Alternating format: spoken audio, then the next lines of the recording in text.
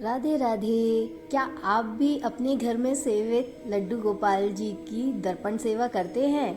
क्या आपके ठाकुर जी भी दर्पण देखकर मुस्कुराते हैं? यदि आप ये सेवा नहीं करते हैं तो आज से ही शुरू कर दीजिए, क्योंकि हमारे ठाकुर जी को ना अपना श्रृंगार देखना बहुत प्रिय है। बहुत खुश होते हैं दर्पण देखकर। बहुत प्यारा प्रसंग है। आप सबको बहुत आनंद आएगा। अंत तक सुनिए, बहुत सुंदर लीला प्रसंग। एक मैया अपने घर में विराजित लड्डू गोपाल जी की बड़े लाड़ प्यार, बड़े चाव से सेवा किया करती थी। वह प्रातः उठकर अपने ठाकुर जी को बड़े प्यार दुलार और मनोहार से उठाती, स्नान कराती, श्रृंगार धराती, उसके बाद दर्पण सेवा करती, उसके बाद भोग लगाती थी। एक बार उन मैया को 1 मास की लंबी यात्रा पर कहीं जाना पड़ा। जाने से पूर्व ही उन्होंने अपनी बहू को बुलाया एवं उन्हें ठाकुर जी की सारी सेवा सौंपी। कैसे ठाकुर जी की सारी सेवाएं करनी है, सब कुछ अच्छे से समझाया और यात्रा पे चली गई। दूसरे दिन बहू ने सास की आज्ञा अनुसार ठाकुर जी की सेवा करना प्रारंभ की।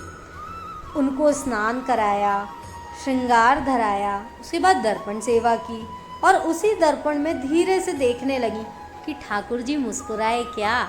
लेकिन ठाकुर जी नहीं मुस्कुराए। बहू थोड़ी उदास हो गई। उसे लगा कि शायद मेरी सेवा में कोई त्रुटि हो गई है, जिस कारण से ठाकुर जी मुस्कुराए नहीं। बहू ने फिर से वही क्रम दोहराया। ठाकुर जी को स्नान कराया, ठाकुर जी को वस्त्र पहनाए, ठाकुर जी को बंशी धराई, ठाकुर जी को मुकुट धराया, ठाकुर जी की फिर से दर्पण सेवा की। फिर से उसने झांक कर देखा, अब ठाकुर जी मुस्कुराए क्या? लेकिन ठाकुर जी तो नहीं मुस्कुराए। बहू फिर उदास हो गई। अब बहू ने फिर से वही क्रम अपनाया। फिर से ठाकुर जी को स्नान कराया, फिर से वस्त्र धराए, फिर से वंशी धराई, श्रृंगार धराया, फिर से दर्पण सेवा की और फिर से बगल से झांक कर देखा, पर ठाकुर जी ना मुस्कुराए। बेचारी बहू दुखी हो गई। एक के बाद एक के बाद एक के बाद 13 बार ठाकुर जी को स्नान कराया, श्रृंगार धराया, दर्पण दिखाया, लेकिन ठाकुर जी ना मुस्कुराए। 14वीं बार फिर से उसने वही क्रम अपनाया। अब सर्दी के मौसम में 13 बार ठंडे पानी से नहा नहा कर हमारे लड्डू गोपाल जी भी परेशान हो गए थे। उन्होंने मुस्कुराने का निश्चय कर लिया, क्योंकि सुबह से लेकर दोपहर हो चुकी थी। सारे काम ज्यों के त्यों पड़े थे। बहू खुद भी भूखी प्यासी थी और ठाकुर जी को भी भोग ना धराया था। ठाकुर जी भी भूखे थे।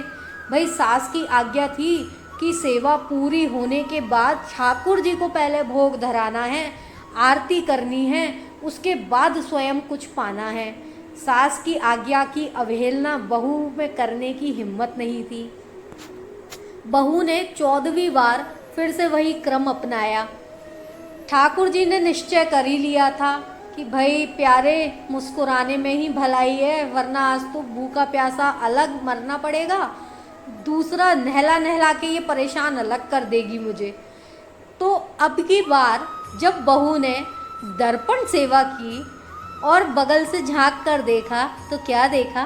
ठाकुर जी मंद मंद मुस्कुरा रहे हैं। आ हा हा हा। जय हो मेरे प्यारे की, जय हो मेरे लड्डू गोपाल की। बहू एकदम मनमोहनी मुस्कान देखकर विस्मित हो गई, भ्रम में पड़ गई।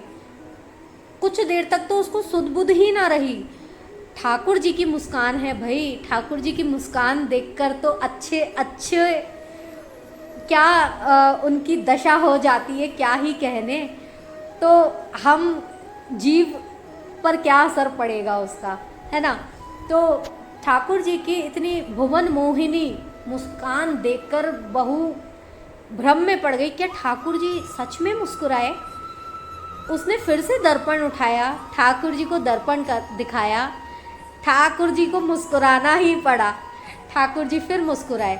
उसने एक बार नहीं 4-5 बार ठाकुर जी को दर्पण दिखाया बार बार ठाकुर जी को मुस्कुराना पड़ा और बहू बड़ी आनंदित हो रही थी। आनंद होने की बात भी है भाई, ठाकुर जी की मुस्कान है, ठाकुर जी मुस्कुरा रहे हैं तो कौन आनंदित नहीं होगा। उसके बाद बड़ी खुश होकर कि चलो, ठाकुर जी प्रसन्न हो गए। फिर उसने ठाकुर जी को आरती करी, ठाकुर जी को भोग धराया, घर के सारे कार्य निपटाए, खुद भी प्रसादी पाई, रात्रि में शयन कराया, सारी सेवा सही ढंग से करी। अगली सुबह फिर से वही क्रम अपनाया, ठाकुर जी को स्नान धराया, ठाकुर जी को श्रृंगार धराया, ठाकुर जी को दर्पण सेवा कराई। पहली बार में ही ठाकुर जी मुस्कुरा दिए, क्योंकि ठाकुर जी को पता था नहीं मुस्कुराया तो सवेरे से संध्या तक ये मुझे नहलाती ही रहेगी, तो प्यारे मुस्कुराने में ही भलाई है। तो ठाकुर जी मंद मंद मुस्कुरा दिए। नित्य प्रति अब तो ठाकुर जी को भी आदत पड़ गई थी। जैसे ही बहू दर्पण सेवा करती, ठाकुर जी तुरंत मुस्कुरा देते। अब एक माह पूरा हुआ, सासू माँ वापस आई। आते ही बराबर उन्होंने बहू से अपने लड्डू गोपाल जी की सेवा के विषय में पूछा। बहू, तैने सेवा तो मेरे लाला की अच्छे से करी ना? हाँ, और ठाकुर जी को दर्पण तो दिखाया ना? तो बहू ने कहा, हाँ मैया, पहले दिन मुझे थोड़ी सी परेशानी हुई थी सेवा में, लेकिन फिर सब कुछ ठीक हो गया।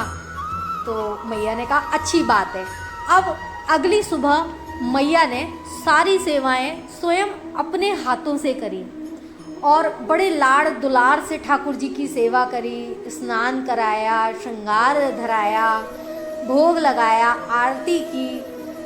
दर्पण दिखाया जब मैया ने, दर्पण दिखाने के लिए जब मैया ने अपने हाथ उठाए तो ठाकुर जी स्वयं प्रकट हो गए और मैया का हाथ पकड़ लिया और बोले, मैया मैं तेरी सेवा से ना बड़ा प्रसन्न हूँ, पर तू ये दर्पण की सेवा ना तेरी बहू को ही करने दिया कर।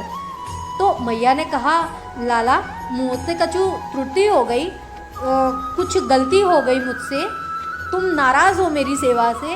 तो ठाकुर जी मुस्कुराए और ठाकुर जी ने कहा, नहीं नहीं मैया, ऐसी बात ना है, मैं तेरी सेवा से बड़ा प्रसन्न हूँ, पर अब मुझे मुस्कुराने का मन करता है।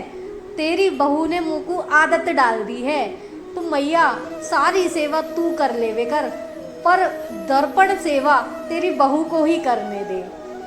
मैया ने बहू को बुलाया, सारी बात पूछी। बहू ने सहज भाव होकर मैया को सारी बात बता दी। मैया, पहले दिन तो मुझको बड़ी परेशानी भई सेवा करने में, लेकिन उसके बाद सब कुछ सही हो गया। कैसे मैंने 13 बार ठाकुर जी को श्रृंगार धराया, स्नान कराया, दर्पण सेवा करी, पर ठाकुर जी ना मुस्कुराए।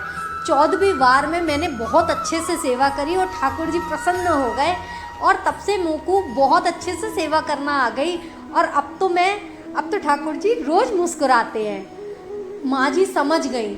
माँ जी ने बहू को खूब लाड़ प्यार किया, खूब आशीर्वाद दिया कि मेरी बहू की सेवा से ठाकुर जी अति प्रसन्न हो गए और अपनी सेवा भाव से, निश्चल सेवा भाव से उसने ठाकुर जी का प्रेम पा लिया और अपनी बहू पर इतनी कृपा हुई जानकर और ठाकुर जी के स्वयं दर्शन करके मैया अति प्रसन्न हुई और उन्होंने सारी सेवा अपनी बहू को सौंप दी और निश्चिंत हो गए।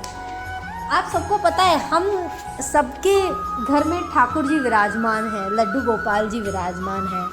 हम सब बड़े लाड़ प्यार से, बड़े चाव से ठाकुर जी की सेवा करते हैं, दर्पण दिखाते हैं।